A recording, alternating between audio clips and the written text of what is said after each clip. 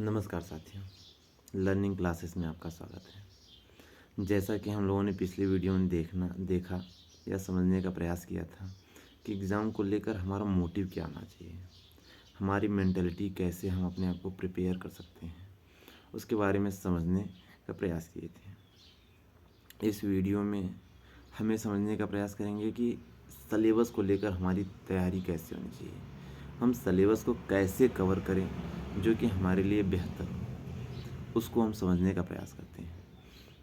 तो इस कड़ी में सबसे पहले इसमें 2-3 बातें हम लोग करेंगे, जिसमें सबसे पहली बात आती है कि सलेबस जो है उसे कम समय में हम लोग कैसे मैनेज करें जो कि एग्ज़ाम के हिसाब से बढ़िया भी हो और उसे हम बेहतर से बेहतर तरीके से तैयार भी कर सकें। तो उसके लिए सबसे पहली बात मैं कहूँगा कि आप जो सलेबस जो सब्जेक्ट है आप उस सब्जेक्ट का एक अनसॉल्व लीजिए। यदि आप अनसॉल्व को सॉल्व नहीं कर पा रहे हैं तो आप कम से कम अनसॉल्व को बार बार पढ़िए। ध्यान रखिए, यदि आप अभी तक कुछ नहीं पढ़ाई कर पाए हो तो आप सबसे पहले काम यही करिए कि आप अनसॉल्व को बार बार सिर्फ पढ़िए। जितनी बार आप पढ़ेंगे उतनी बार आपको ये समझ में आएगा कि क्वेश्चन के हमारे पूछने का पैटर्न क्या है, बोर्ड पेपर को किस तरह से पूछ रहा है, उसके पूछने का सही क्रम क्या है, उसके पूछने का लहजा क्या है। कई बार ऐसा होता है कि हमें क्वेश्चन तो अच्छे से आता है लेकिन पता चलता है कि वो एग्ज़ाम देते समय हम ये सोच रहे हैं कि ये क्वेश्चन आया कहाँ से है। एग्ज़ाम देकर जैसे बाहर निकले वैसे हमारा मित्र ये बता रहा है कि अरे यार तुमने नहीं किया, ये क्वेश्चन तो ऐसे यही था, बस इसके कहने का मतलब ये था, देख तू कॉपी खोल, देख मैं तुम्हें दिखाता हूँ। तो हमें ये पता चलता है कि अरे यार क्वेश्चन तो मुझे आ भी रहा था, मैंने पढ़ा भी था, लेकिन ये साला क्वेश्चन को घुमा के पूछ दिया था। तो इस चीज़ का ध्यान रखिए कि आप क्वेश्चन को जितनी बार हो सकता है उतनी बार आप पढ़िए। उससे क्या होगा कि आपको ये पता चल जाएगा कि क्वेश्चन के पूछने का पैटर्न क्या है, वो किस किस क्रम में पूछ सकता है क्वेश्चन को। पहली चीज़ इसमें एक चीज़ और देखें तो हमें इस चीज़ का अंदाज़ा लग जाता है कि एक क्वेश्चन ना इतनी बार एग्ज़ाम में रिवाइज किया गया है, इतनी बार, मतलब ये एग्ज़ाम के हिसाब से बहुत ही इम्पोर्टेंट है, या फिर ये चैप्टर ना इस चैप्टर में से सबसे ज़्यादा क्वेश्चन पूछे गए हैं, है ना, या ये इस चैप्टर में से ये टॉपिक सबसे ज़्यादा रिवाइज की गई है और बाकी सारे चैप्टर ना ये कोई काम के नहीं है। उसके बाद मैं अगले चैप्टर में देखता हूँ तो हाँ अगले चैप्टर में 3-4 क्वेश्चन ऐसे हैं जो इम्पोर्टेंट है। उसके बाद बाकी जितने सारी चीज़ें हैं वो सब फालतू हैं। हाँ, फालतू एग्ज़ाम के हिसाब से हो सकती हैं लेकिन आपके नॉलेज के लिए वो बहुत ही बेहतर है। लेकिन इस समय हम ये ध्यान दें कि नहीं, हमें नॉलेज तो करंट टाइम में तो नहीं ले पाएंगे, हमें सिर्फ और सिर्फ एग्ज़ाम के हिसाब से अपने आप को प्रिपेयर करना पड़ेगा। अब दिमाग में आएगा कि नॉलेज नहीं लें, नॉलेज आप आगे भी ले सकते हैं, नॉलेज आप आगे भी ले सकते हैं, लेकिन करंट टाइम में आपका एग्ज़ाम है तो एग्ज़ाम को देखते हुए आप अपने आप को पहले तैयार कीजिए, एग्ज़ाम के हिसाब से तैयार कीजिए। क्योंकि पूरी चीज़ें आपको आकर भी क्या करेंगे, यदि आप एग्ज़ाम में सही प्रदर्शन नहीं कर पाए तो आपको लगेगा कि हाँ यार कहीं ना कहीं मुझसे गलती हुई है। तो ये चीज़ें, इन चीज़ों का ध्यान रखिए। अच्छा, आप यदि अनसॉल्व पढ़ लिए हो ना तो 2-3 चीज़ें आपको क्लियर हो जाती हैं कि आपको क्वेश्चन के पूछे जाने का क्रम पता चलता है, उसके तरीके का पता चलता है। दूसरी चीज़ आपको ये पता चल जाता है कि आपका कौन सा चैप्टर इम्पोर्टेंट है, उस चैप्टर में से कौन सा क्वेश्चन इम्पोर्टेंट है, ये पता चल जाता है। अब इस हिसाब से उसके बाद यदि आप अपने बुक को खोल रहे हो ना तो आपको देखने ढूंढने की ज़रूरत ही नहीं पड़ेगी। आप बुक के पेज पलटते जाओगे तो आपको किताबें खुद बताती हैं कि हाँ यार ये क्वेश्चन इम्पोर्टेंट है, इसे पढ़ो। क्यों? क्योंकि आप पहले ही अनसॉल्व पढ़ के आए हो तो आपको पता चलने लगता है कि नहीं, हाँ यार ये एग्ज़ाम के हिसाब से इम्पोर्टेंट है, इस टॉपिक को कवर करूँगा तो ये इतने मार्क्स दिलाएगा। अरे यार ये छोटा से नंबर दिलाएगा, इसके पीछे मैं इतना टाइम वेस्ट क्यों कर रहा हूँ।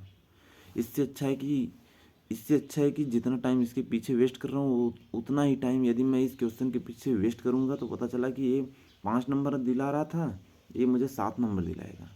तो मुझे इन सभी चीज़ों का आकलन करने का एक सही तरीका मुझे पता चल जाता है। तो मैं यही कहूँगा कि आप सबसे पहले ना जितना हो सके उतना अंशाल पढ़िए। कर नहीं पा रहे हो तो कोई बात नहीं, कम से कम 4-5 साल का, कम से कम 4 से 5 साल का आप अंशाल पढ़िए, जितना हो सके उससे रिलेटिवली पढ़िए, ठीक है। उसके बाद जो अगली दिक्कतें हमें आती हैं ना, सबसे ज़्यादा दिक्कत ये आती है हमें कि यार जब भी मैं बैठने जाता हूँ पढ़ने के लिए ना, तब मुझे एक काम बता दिया जाता है, या फिर मम्मी पापा या फिर कोई भी हो मुझे एक काम बताने लगते हैं, या फिर जब मैं बैठता हूँ ना तो मेरी दीदी या फिर मेरा छोटा वाला भाई ना वो हमेशा टीवी चालू कर देता है, या फिर जब मैं पढ़ने जाता हूँ तो मुझे पता चलता है कि मेरे दोस्त बुला लेते हैं खेलने के लिए, और ना चाहते हुए भी मैं खींचा चला जाता हूँ खेलने के लिए। तो इस कंडीशन में क्या करें? देखिए, सबसे पहली चीज़ ये जो है ना हमें पागल बनाता है और कुछ नहीं। ये हमें सिर्फ ये जताने का प्रयास करता है कि देख तू पढ़ने गया, तुझे काम बता दिया गया, अब क्या करोगे तुम। इस कंडीशन में एक चीज़ ध्यान रखिए कि ज़रूरी नहीं है जब तक आप बुक के सामने बैठे हो तभी तक आप पढ़ो। इम्पोर्टेंट ये रहता है कि आप बुक को छोड़कर कितने टाइम आप पढ़ाई के माहौल में खुद को रख पा रहे हो। सबसे मेन चीज़ ये है, यदि आप इसको पकड़ लिए ना तो समझ लो ये जो पागल बना रहा है आपको, इसको आप खुद पागल बना दोगे। इस चीज़ का ध्यान रखिए। करोगे क्या आप? जैसे सपोज करिए कि आप बैठे थे पढ़ने के लिए, आपका मन हुआ कि नहीं हाँ मैं क्यों ना जाऊँ खेलने के लिए, तो आप उस टाइम ये चीज़ें कर सकते हो। खेलते टाइम आप खुद को ये जांच सकते हो, खुद को आप चेक कर सकते हो कि हाँ मैंने जो पढ़ाई की है अब तक वो मेरी पढ़ाई कहाँ तक पहुँची। पहली चीज़, मैंने जो पढ़ाई की वो कहाँ तक मेरी तैयार है। मैंने केमिस्ट्री पढ़ी थी, केमिस्ट्री में ये रिएक्शन था, इसे थोड़ा देखने का समझने का प्रयास करूँ, ये तैयार है मुझे, अच्छा ये तो ठीक है। फिजिक्स में मैंने न्यूमेरिकल या ये थियोरेटिकल पढ़ा था, ये तैयार है, हाँ ठीक है चल जाएगा, थोड़ा सा भूल रहा हूँ मैं, चल के देख ले रहा हूँ। अच्छा हिंदी में मुझे ये पढ़ना है अभी, इंग्लिश मेरी अभी यहाँ से छूटा हुआ है, ये चीज़ें तैयार करनी है मुझे। मैथ का एक चैप्टर यहाँ तक तो मैंने अच्छे से कवर कर लिया है, ये सारी चीज़ें मुझे तैयार हैं। मैथ का जो है ना एक चैप्टर अभी मुझे तैयार करना है। तो ऐसे टाइम में आपको ये फ़ायदा मिलेगा इस समय कि आप कम से कम बुक को छोड़कर फील्ड में भी, खेल कूद के मैदान में भी, काम करते समय भी, मार्केट जाते समय भी, या फिर टीवी को देखते समय भी आप खुद को ये तैयार कर सकते हैं कि हाँ मुझे आगे क्या करना है, मैंने जो अब तक काम किया था वो कहाँ तक तैयार हुआ है। ये सारी चीज़ें आप खुद तैयार कर सकते हो। ध्यान रखना, यदि आपको दिक्कत हो रही है तो एक छोटा सा पेपर बना लीजिए, उस पर कुछ चीज़ें नोट कर लीजिए जो आपको भूल रही हैं उसे आप नोट कर लीजिए पेपर पे, उसे पॉकेट में रखिए। थोड़ा से खेल लिया या फिर कहीं जा रहे हैं, उसके बाद कुछ समय मिला थोड़ा से पेपर में देख लिया कि हाँ यार मैंने पढ़ा था, अच्छा ये चीज़ें तैयार है, ठीक है कोई बात नहीं, ये तो तैयार हो गया। देखेंगे, आप देखिएगा कि अच्छी से अच्छी टॉपिक, जो ऐसी टॉपिक जो आपको नहीं तैयार हो पा रही थी, वो भी आपको ऐसा लगेगा कि हाँ यार अब तो सही अच्छा लग रहा है, कम से कम धीरे धीरे मैं तैयार कर पा रहा हूँ। तो इन चीज़ों का ध्यान रखिए। और नेक्स्ट टॉपिक पर आते हैं जो एक बहुत बड़ी भूमिका निभाता है।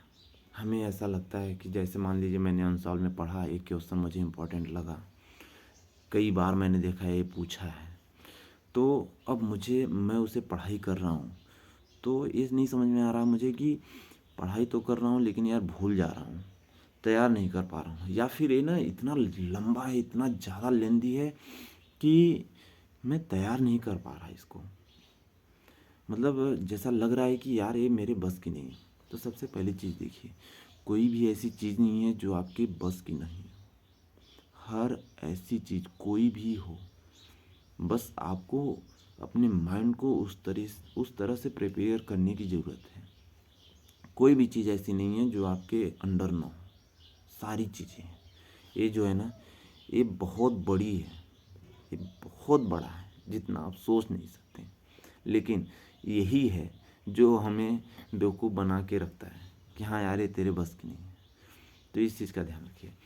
अच्छा, हम मेहनत तो कर लिए, अपनी तरफ से पूरी जी जान लगा दी, लेकिन हम अंततः ऐसा लगा कि अब तैयार नहीं कर पा रहे हैं। तो ऐसे कंडीशन में आप ऑप्शन को तैयार कीजिए, ऑप्शन क्रिएट कीजिए। सीधी सीधी सी बात, आप क्वेश्चन से खुद बोल दीजिए कि देख, मैं तेरे पीछे इतना मेहनत किया तो मुझे नहीं आया ना, तेरे से बेहतर ऑप्शन मैं तैयार करूँगा। और देख लेना, चैलेंज के साथ बोल रहा हूँ कि वो एग्ज़ाम में लिख कर आऊँगा। क्यों? क्योंकि एग्ज़ाम में ज़रूर पूछेगा। तो मुझे बहुत परेशान कर रहा है ना, कोई बात नहीं, मैं बता रहा हूँ कि मैं लिख कर आऊँगा इसको। और बेहतर ऑप्शन तैयार कीजिए। और ये आपको मिलेगा कैसे? अनसॉल्व पढ़ने से। जितनी बार आप अनसॉल्व पढ़ेंगे तो आपको ये पता चलेगा कि हाँ यार, इस क्वेश्चन में अथवा करके दिया था, और करके दिया था, मैं इसको ना पढ़ के इसको पढ़ सकता हूँ, इसको ना पढ़ के इसको तैयार कर सकता हूँ। चाहे वो कई लोगों को केमिस्ट्री में रिएक्शन परेशान करते हैं, तो ये रिएक्शन परेशान कर रहा है, रिएक्शन के बजाय मैं कुछ ऐसी चीज़ें लिखने का प्रयास करूँगा जो थियोरेटिकल टाइप की हो। जो चीज़ें नहीं आ रही हों उसे पढ़ने से, या फिर यदि आपको बहुत ज़्यादा परेशान कर रही हैं तो उसे पढ़ने से आप बचिए। आपको आपको थोड़ा, आप अपने आप को साइड कीजिए उससे, जो चीज़ें नहीं आ रही हैं आपको समझने में। जैसे फिजिक्स में आपको न्यूमेरिकल नहीं तैयार हो पा रहा है तो आप उसे थियोरेटिकल की तरह जा सकते हैं। तो इन सारी चीज़ों का आप ध्यान रख सकते हैं। इस तरह से आप अपने आप को प्रिपेयर कीजिए, आप अपनी प्लानिंग कीजिए। कुछ ऐसी जगह होगी जहां आपको ऑप्शन नहीं मिल सकता, तो ध्यान रखिए कि आपको वहां पर अपने आप को मजबूत करके उस क्वेश्चन से, उस चैप्टर से, या फिर उस सिलेबस से लड़ाई करनी पड़ेगी। ध्यान रखिए, कोई एक सिलेबस आपको महारत नहीं दिला सकता, इस चीज़ का ध्यान रखिएगा। इसलिए आपको हर एक सिलेबस अच्छे से प्रिपेयर करना पड़ेगा, खुद को उसके अनुरूप तैयार करना पड़ेगा। वो चाहे जो हो, साम दाम दंड भेद, इतनी मेहनत कीजिए, इतनी मेहनत कीजिए कि वो बुक भी बोले ना, या फिर वो चैप्टर भी बोले कि यार गजब का बंदा है, मेरे पीछे पड़ गया यार, ये मुझे छोड़ ही नहीं रहा। ऐसी मेहनत कीजिए, फिर देखिए सब कुछ आसान लगने लगेगा। कुछ समय तक आपको ऐसा लगेगा कि अरे यार समझ नहीं आ रहा है। क्यों? इसलिए लगता है क्योंकि हम बहुत दिन बाद बुक से मिलते हैं ना, वो भी हम लोगों का इंतज़ार किए रहती है कि नहीं, हाँ यार ये मेरी तरफ देख ही नहीं रहा है ना। तो आप उससे मिलिए तो सही, उसे समझाने का तो प्रयास कीजिए। देख भाई, अभी तक तो साल भर तो नहीं पढ़ा, लेकिन 1 महीने रह गए हैं, मैं तुझसे मिलना चाहता हूँ, मैं तुझसे बात करना चाहता हूँ, तुझको समझना चाहता हूँ। फिर देखिए वो खुद आपको ये वन स्टेप बाय स्टेप आपको खुद समझाने लगेगी कि हाँ यार देख, तूने ये गलती की थी, इसको ऐसे पढ़, इसको ऐसे तैयार कर, है ना। लेकिन इन सभी चीज़ों के लिए आपको मेहनत की ज़रूरत पड़ेगी।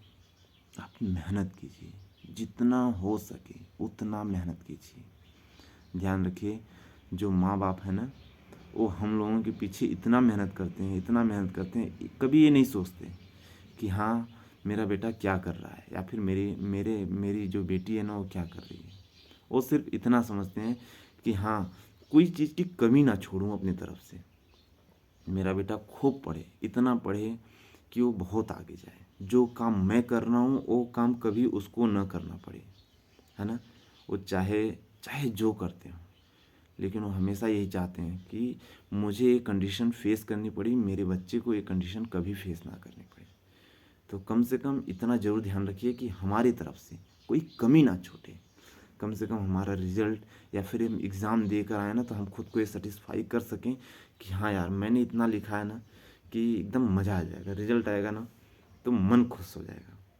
तो मैं यही कहूँगा कि इतना मेहनत कीजिए, इतना मेहनत कीजिए ना कि बोर्ड एग्ज़ाम भी बोले कि हाँ यार कोई बच्चा था, खूब लिखा था, इतना मेहनत किया था कि यार मज़ा आ गया उसकी कॉपी चेक करने में।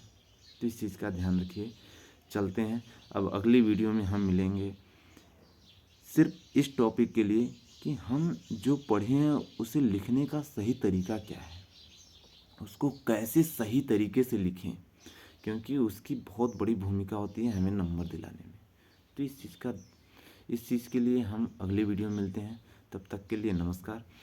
आप खूब मेहनत कीजिए, खूब अच्छे से पढ़िए, स्वास्थ्य को ध्यान में रखते हुए पढ़िए, क्योंकि आपका स्वास्थ्य आपके एग्ज़ाम के लिए बहुत बड़ा है।